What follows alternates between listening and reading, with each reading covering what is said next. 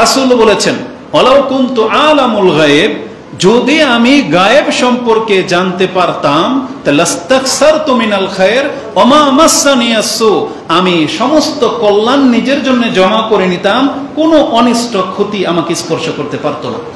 এটা কেন বলেছেন রাসূলুল্লাহ সাল্লাল্লাহু আলাইহি ওয়াসাল্লাম?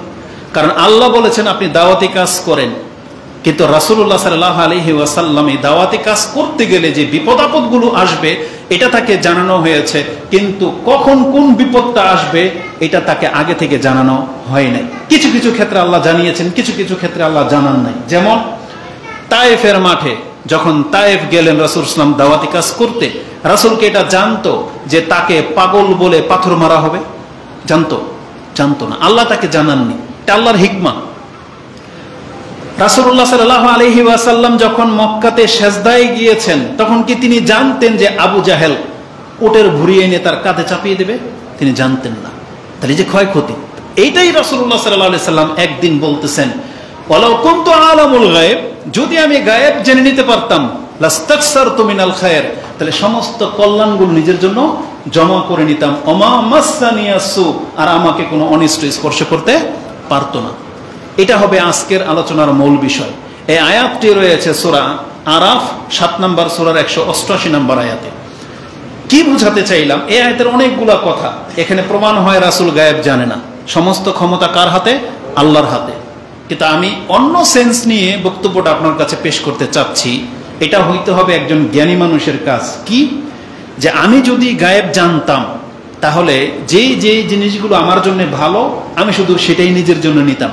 এটাকে শুধু রাসূল চাইবেন, আপনিও চাইবেন, সবাই। এখন ধরুন জমি কেনার ক্ষেত্রে বললাম, উদাহরণ দিলাম না, আপনি জমিটা কিনবেন, আপনি কি বলতেছেন? যদি আমি জানতাম যে মালিকটা কে আর জমির ডিটেলস, তাহলে দালাল আমাকে ঠকাইতে পারে না, তাই না? বিষয়টা এরকম।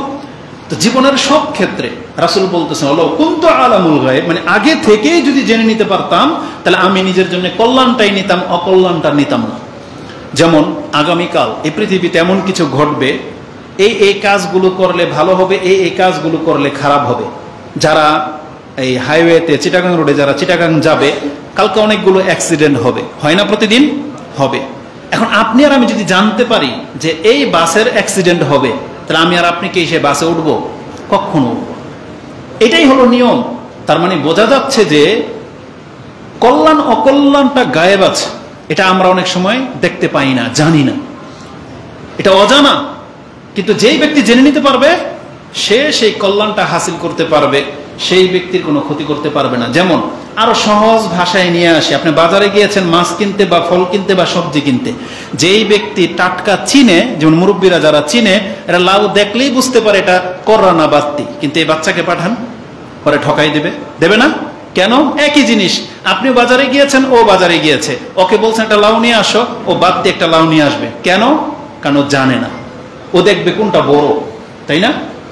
সুন্দর, কিন্তু ও জানে না যে কররা বা তাজা কিভাবে চেনা যায়। মাছ আনতে পাঠান, আপনি জানেন বিদায় কোন মাছটা নদীর আর কোন মাছটা চাষের, সেটা আপনি দেখলেই বুঝতে পারেন কোনটা মেঘনার ইলিশ আর কোনটা সমুদ্রের বাটপারি ইলিশ, এটা আপনি দেখলে চিনতে পারেন। তাহলে আপনি যেন ঠকেন না। বিষয়টাকে আপনি ক্লিয়ার বুঝতে পারতেছেন? ফল কিনতে গেলেও তাই, যারা চিনে তারা জিতে যায়, তারা ঠকে না, তারা কল্যাণ নিয়ে আসে। আর যারা চিনে না তারা ঠকে যায়। তার মানে আমি বোঝাতে চাচ্ছি এটা মানুষের স্বভাব। মানুষ কখনো নিজের জন্য খারাপ কিছু চায় না, এই জন্য তার জ্ঞানকে সে কাজে লাগায়। তা রাসূল সাল্লাল্লাহু আলাইহি সাল্লাম এটাই বলেছেন, যদি আমি জানতাম কিসে আমার কল্যাণ আছে তাহলে আমি সব কল্যাণগুলি নিয়ে নিতাম। এই আয়াত থেকে কোন দৃষ্টিভঙ্গি থেকে আজকে বক্তব্যটা করব, তাহলে বোঝা যাচ্ছে যে কিছু জিনিস আছে যেটা অজানা, আপনাকে জানতে হবে সেই কল্যাণ অকল্যাণটা কি, এটা আপনাকে জানতে হবে।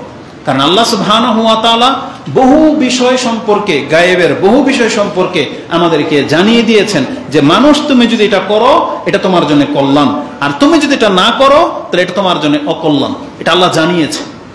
যে জিনিসগুলো জানা নাই সেই সম্পর্কে আমাদের কোনো ক্ষমতা নাই, আর যে জিনিসগুলো জানা সেগুলো থেকে আপনি যে মুখ ফিরিয়ে আছেন, এটাই হলো আজকের বক্তব্যের মূল বিষয়। তাহলে কোন দিকে আমি বক্তব্যটা নিয়ে যাব সেটা হচ্ছে এই যে আল্লাহ যে একজন আছে, জান্নাত যে জাহান্নাম আছে, এটা একদিন অজানা ছিল, মানুষ জানতো না। আল্লাহ সুবহানাহু ওয়া তাআলা জানিয়েছেন যে তোমাদের রব একজন আছে, একটা ধর্ম আছে যেটা সত্য, সেটা হচ্ছে ইসলাম। এটা জানা ছিল না। আল্লাহ জানিয়েছেন। কিন্তু আপনি এখন জানেন যে ইসলামই কল্যাণ, ইসলামের জীবন ব্যবস্থা কি কল্যাণ, মানে ইসলামের যতগুলো বিধিবিধান আছে এটাতে কল্যাণ আছে। আল্লাহ আমাদেরকে বলেছেন এই জন্য এগুলো তোমাদের জন্য হালাল।